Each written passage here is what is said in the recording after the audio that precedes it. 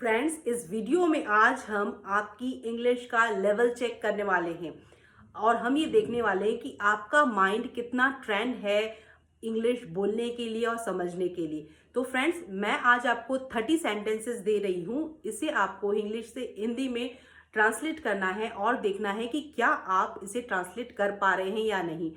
अपने स्कोर को आप कमेंट सेक्शन में कमेंट करके बताइए कि आपको कितना स्कोर मिला है। वीडियो के एंड में मैं आपको इसका पूरा translation each and every sentence को बहुत अच्छे से एक्सप्लेन करूंगी। जहां पर भी आपने मिस्टेक की है आप वहां से उन सेंटेंसेस को सीख सकते हैं। तो चलिए वीडियो शुरू करते हैं। तो फ्रेंड्स, चलिए आइए स्कोर देखते हैं किसको कितने मार्क्स मिले हैं। फर्स्ट सेंटेंस था, मुझे बिल्कुल भी अंदाजा नहीं था कि ऐसा हो जाएगा। ठीक है, इसका ट्रांसलेशन होगा I had no idea, I had no idea this would happen. This would happen. I had no idea this would happen. Happen मतलब हो जाएगा। हो जाएगा के लिए would happen आया है। था के लिए had आया है। I had no idea this would happen. Next sentence है, जितना मैं इस बारे में सोचता हूँ उतना ही उलझ जाता हूँ। जितना मैं इस बारे में सोचता हूं उतना ही उलझ जाता हूं। The more I think about it the more confused I get. The more I think about it, जितना मैं इस बारे में सोचता हूं, बारे में के लिए अबाउट इट, सोचने के लिए थिंक, आई थिंक, जितना the more I think about it उतना ही उलझ जाता हूं, मतलब कंफ्यूज हो जाता हूं। The more confused I get, the more confused I get. ठीक है, किसका किसका ठीक है, मार्क काउंट करना। हर बात को दिल पर मत लिया करो, बहुत ही कॉमन स्पोकन इंग्लिश का सेंटेंस है। हर बात को दिल पर मत लिया करो, यानी कि दिल पर मत लेना मतलब पर्सनली किसी चीज को नहीं लेना। Don't take everything personally. Don't take everything personally. Personally मतलब अपने तक ले जाना किसी चीज को। ठीक है, Don't take everything personally. काम में इतना व्यस्त था कि समय का पता ही नहीं चला। बहुत ही प्यारा सेंटेंस है। बोलते ही अपनी स्पोकन इंग्लिश में से, I was so busy with work that कि समय का पता ही नहीं चला, मतलब I lost track of time। इसे ऐसा का ऐसा ही याद करें। I lost track of time का मतलब ही होता है कि समय का पता ही नहीं चला। I lost track of time। ठीक है, इस चीज को याद रखना, I lost track of time। उसकी बात मेरे दिल को छू गई, उसकी बात मेरे दिल को छू गई। देखिए, दिल को छूने को हम कहते हैं किसी की बात को टच करना। ठीक है, छूने को हम कहते हैं टच करना। तो व्हाट ही सेड, उसने जो कहा, ठीक है, what he said really touched me, really touched me. Touch का टच्ड हो गई क्योंकि छू गई, पास्ट का सेंटेंस है। What he said really touched me. अभी मैं कोई फैसला लेने की हालत में नहीं हूं। अभी मैं कोई फैसला लेने की हालत में नहीं हूं। फैसला लेने को हम डिसीजन कहते हैं। फैसला लेने को हम कहते हैं मेक अ डिसीजन। तो I am not in the position, हालत में नहीं होना मतलब पोजीशन में नहीं होना। आई एम नॉट, ये आई एम की कॉन्ट्रैक्शन फॉर्म है am. I am not in a position, I am not in a position, क्या, फैसला लेने की। To make a decision right now, अभी मतलब right now. To make a decision, DECISION, decision right now, right now. ठीक है, बहुत ही प्यारे प्यारे सेंटेंस है जिसे अपनी आप स्पोकन इंग्लिश में यूज कर सकते हैं। तुम्हारी बात तो सही है लेकिन मैं पूरी तरह से सहमत नहीं हूँ। हम बोलते ही हैं तुम ठीक बोल रहे हो लेकिन मैं कन्विंस नहीं हो रहा, मैं एग्री नहीं हूँ। ठीक है, तो कैसे कहेंगे? You have a point. You have a point मतलब तुम्हारी बात, तुम्हारा जो कहना है वो सही है, तो उसे हम कहते हैं एडवांस्ड इंग्लिश में you have a point. You have a point, इसे आप यू आर करेक्ट भी कह सकते हैं। But I don't completely agree, मैं सहमत नहीं हूं। आई don't completely, COMPLETELY,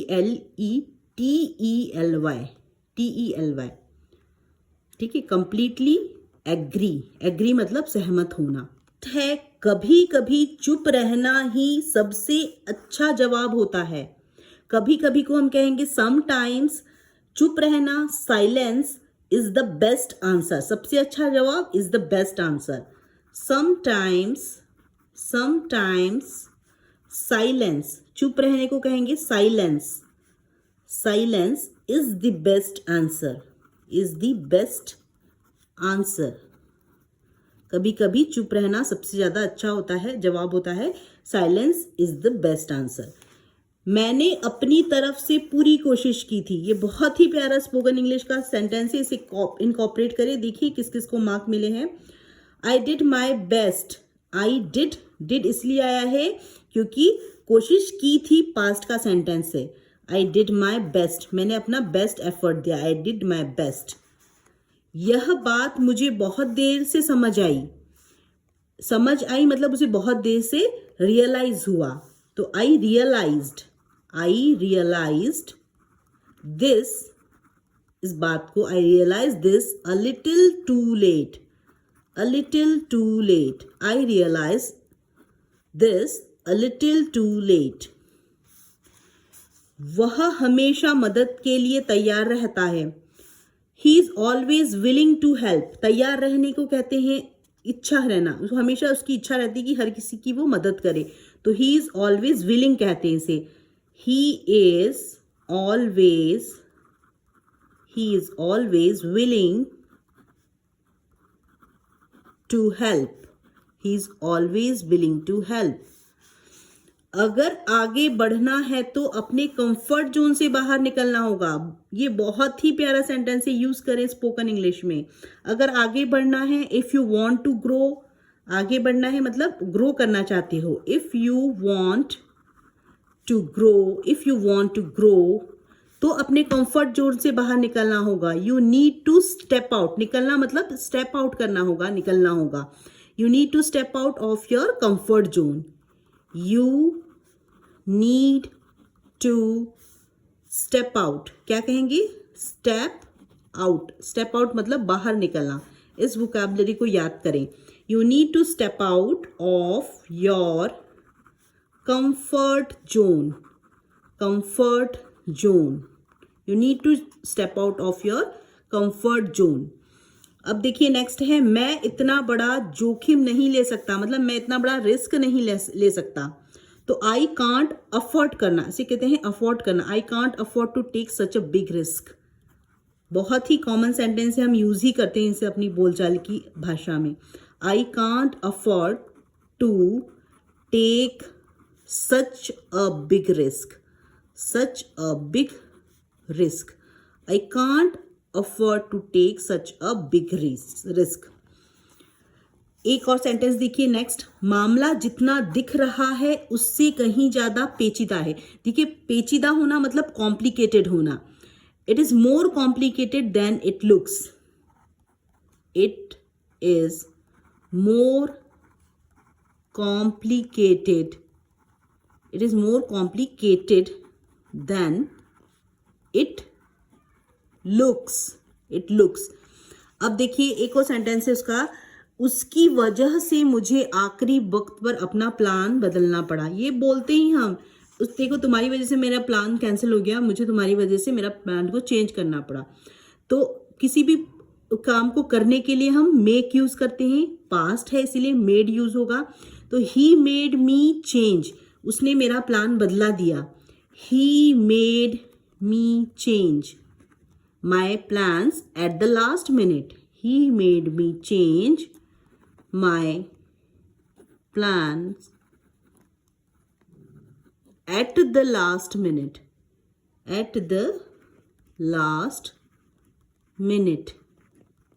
He made me change my plans at the last. मुझे नहीं लगता कि अभी यह बात छेड़ने का सही समय है. बात छेड़ने का मतलब किसी भी बात को कहने का, किसी काम को करने का. यदि आपको वो राइट टाइम नहीं लगता है, उसके लिए सेंटेंस कहा गया है. मुझे नहीं लगता, I don't think. I don't think. This is the right time, मतलब यह सही समय है. This is the right time. This is the right time to bring it up. To bring it up मतलब होता है कि उस चीज को लेकर आना या इस चीज को उठाना. Bring it up. ठीक है, इस ब्रिंग इट अप का मतलब निकल रहा है किसी बात को छेड़ना, किसी बात को उठाना. ये किसी बात को उठाने का सही समय नहीं लगता है, मुझे ऐसा लग रहा है. I don't think this is the right time to bring it up. ठीक है, नेटिव स्पीकर की तरह ये पूरा वैसा का वैसा सेंटेंस आप इसे बाय हार्ट करें और इसे बोलने की कोशिश करें स्पोकन इंग्लिश में. अगर मैं तुम्हारी जगह होता तो थोड़ा इंतजार करता. बहुत कॉमन सेंटेंस है, मैं तुम्हारी जगह होता. इफ आई वर यू, इसके लिए ऐसा का ऐसा ही हमेशा याद रखें. इफ आई वर यू मतलब यदि मैं तुम्हारी जगह होता. If I were you, I would wait a little longer.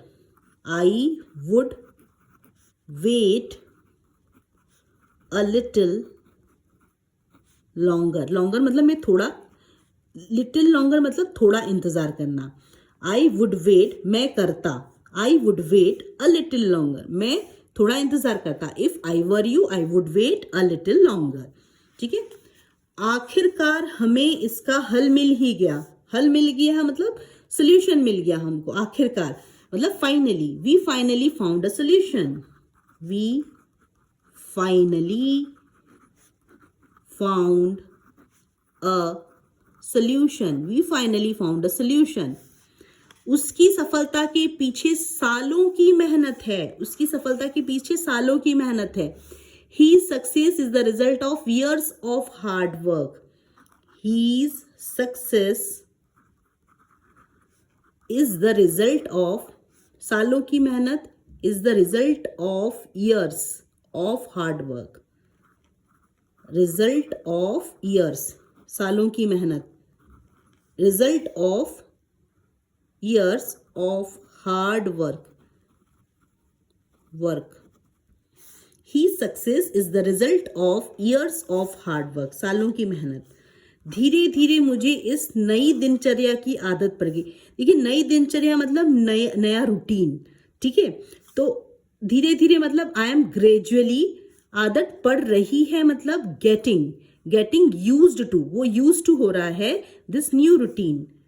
I am gradually, धीरे धीरे. आई एम ग्रेजुअली गेटिंग, हो रहा हूं. ठीक है, गेटिंग मतलब हो रहा हूं. आई एम ग्रेजुअली, धीरे धीरे हो रहा हूं. क्या? यूज्ड टू हो रहा हूं, मतलब मुझे इसकी आदत लग रही. Used to this new routine. This new routine. गलतियों से सीखना बहुत जरूरी है. बहुत ही अच्छा सेंटेंस है. गलतियों से सीखना बहुत जरूरी है मतलब it is important to learn. सीखने को हम कहते हैं learn from your mistakes. It is important to learn. It is important to learn किससे? From your mistakes. From your mistakes. It is important to learn from your mistakes. हालात हाथ से निकलते जा रहे हैं. कोई भी आप सिचुएशन आपके हाथ से निकलते जा रही है, वहां पर आप यूज करें. हालात हाथ से निकलते जा रहे हैं तो आउट ऑफ हैंड हो रहा है कोई चीज. ठीक है, तो थिंग्स, हालात को हम कहेंगे कि things are getting out of hands.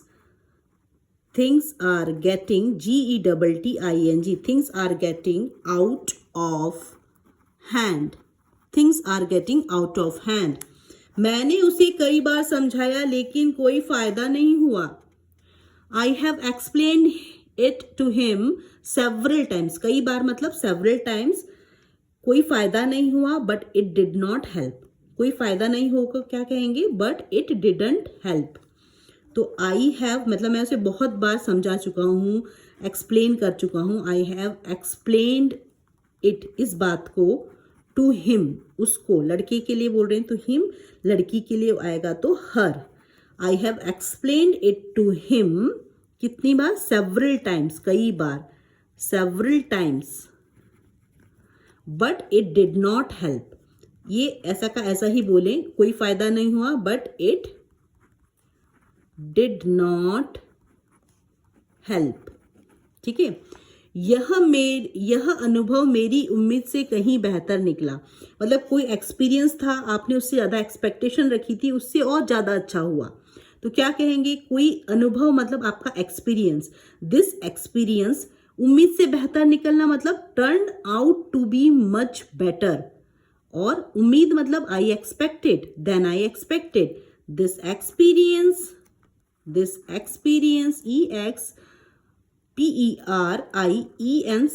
Experience, turn out to be, turn out to be मतलब किसी चीज में परिवर्तित होना, टर्न आउट टू बी, उम्मीद से कहीं बेहतर निकलना, टर्न आउट टू बी, मैं आपको करवा चुकी हूँ इससे related. Turn out to be much better, उम्मीद से ज़्यादा अच्छा निकलना, देन किससे? जो आपने एक्सपेक्ट किया था, उम्मीद की थी, than I expected, then I expected. जो हो गया उसे बदला नहीं जा सकता, बहुत ही कॉमन सेंटेंस है, बहुत ही प्यारा है, वैसा का वैसा ही बोलना है। जो हो गया उसे बदला नहीं जा सकता, वॉट इज डन, जो हो गया, डन का मतलब होता है हो चुका है, what is done is done, what is done it is, what is done is done, what is done is done। ठीक है, या फिर आप ऐसा भी कह सकते हैं कि what is done is done, या फिर it is undone now, it is undone now, इसे बदला नहीं जा सकता। ठीक है, it is undone now।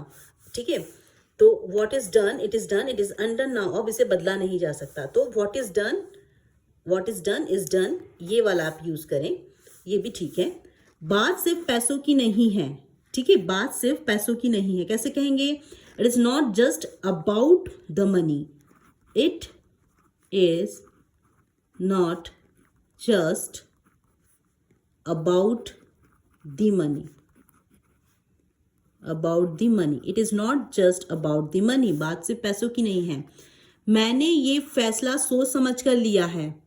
ठीक है, कोई भी डिसीजन को मेड करना, आई have made this decision after careful consideration, सोच समझ के लेना, किसी चीज को ध्यान से कंसीडर करना। ठीक है, तो आई हैव मेड, मैंने डिसीजन लिया, इसके लिए हैव मेड आता है। आई have made this decision, I have made this decision after careful consideration, consideration मतलब किसी चीज को मानना, समझ कर लेना। केयरफुल कंसीडरेशन मतलब होता है सोच समझकर, सोच समझकर। ठीक है, केयरफुल कंसीडरेशन मतलब सोच समझकर। I have made this decision, मैंने ये फैसला लिया, I have made this decision, कब? After careful consideration, I have made this decision after careful consideration. तुम खुद को जितना समझते हो उससे कहीं ज्यादा काबिल हो, ये बात बहुत सही है। आप जितना अपने आप को समझते हैं उससे आप कहीं ज़्यादा अधिक होते हैं। आपको अपनी शक्ति के बारे में पता नहीं होता है। ठीक है, तो आप अपने आप को कभी भी कम ना समझें। तो you are far more capable. ठीक है, कैपेबल कहते हैं आप काबिल होने को, तो you are far more capable than you think, जितना सोचते हो। You are far more capable, capable होना मतलब सक्षम होना, CAPABLE, कैपेबल। क्या? देन यू थिंक, जितना तुम सोचते हो, than you think. You are far more capable than you think. ठीक है, हर नाकामी कुछ ना कुछ सिखा जाती है। हर नाकामी को हम कहते हैं फेल्यूअर। ठीक है, एवरी फेल्यूअर सिखा जाती है, टीच करती है, टीचेस यू समथिंग, कुछ ना कुछ। ठीक है, तो every failure every failure teaches, teach every एक प्रत्येक के लिए आया है, इसलिए टीच का टीचेस हो जाएगा, ऐसा जाएगा। टीचेस यू समथिंग, कुछ ना कुछ सिखा जाती है। Every failure teaches you something, ठीक है। मुश्किल हालात के बावजूद उसने हार नहीं मानी, ठीक है। उसके हालात कैसे थे? मुश्किल थे। बावजूद के लिए हम यूज करते हैं डिस्पाइट। डिस्पाइट मुश्किल के लिए मतलब चैलेंजेस था, तो डिस्पाइट द चैलेंजेस। हार मानने को कहते हैं गिव अप करना, नहीं हार मानने को कहेंगे never give up. Despite the challenges, despite the challenges, मुश्किलों के बाद, ठीक है। तो मुश्किल हालात, मुश्किल्स जितनी भी मुश्किल हैं, challenges. She never give up, she never gave up, give up का आ जाएगा गेव अप, नहीं मानी, पास्ट का सेंटेंस इसलिए गिव का गेव हो गया है। गिव, गेव, गिवन, ठीक है, तो गेव आया। डिस्पाइट के बावजूद, किसके बावजूद? चैलेंजेस के बावजूद। Despite the challenges she never gave up. So friends, इस तरह की वीडियो आपको इंग्लिश सोचने के लिए आपके माइंड को ट्रेन करती है। तो फ्रेंड्स, इस तरह के यदि मैं कोई आपसे टेस्ट लेती हूँ तो आप ज़रूर इस टेस्ट को दीजिए और अपने माइंड को ट्रेंड कीजिए सोचने के लिए इंग्लिश। तो यदि आपको सेंटेंस नहीं आते हैं कोई बात नहीं है, लेकिन जो मैं सिखा रही हूँ उसकी आप शैडोइंग प्रैक्टिस करें, उसे बार बार बोलें, क्योंकि ये वो सेंटेंसेस हैं जिसे हम अपनी डे टू डे कन्वर्जेशन में यूज़ करते हैं। अपने स्कोर को मेरे साथ ज़रूर शेयर करें, कमेंट सेक्शन में अपना स्कोर बताएं। आप किस लेवल में हैं, बिगिनर हैं, इंटरमीडिएट हैं, एडवांस लेवल में हैं या मॉडरेट लेवल में हैं, तो मुझे आपके स्कोर्स ज़रूर शेयर करें। और यदि आपको ये वीडियो अच्छी लगी है तो ज़्यादा से ज़्यादा आप इसे हाइप करें, जिससे कि मुझे आपका प्यार और मोटिवेशन मिलता रहे। So friends, if this video add any value in your English learning journey, please do subscribe my channel and don't forget to hit the bell icon, जिससे कि मुझे आपका प्यार और मोटिवेशन मिलता रहे और मैं आपके लिए इस तरीके की यूजफुल इंग्लिश कंटेंट की वीडियोस लाती रहूं। सो फ्रेंड्स, इस वीडियो को बिल्कुल आप ध्यान से देखें। यदि आपका कोई भी सेंटेंस गलत हुआ है तो उसे करेक्ट करें और बार बार उसे बोलने की प्रैक्टिस करें। ये बिल्कुल रेडीमेड सेंटेंस है, आप इसे पूरी कॉन्फिडेंटली आप इसे अपनी स्पोकन इंग्लिश में इनकॉर्पोरेट कर सकते हैं। So thanks for watching my videos, keep learning, keep growing, keep watching. Thanks for watching my videos.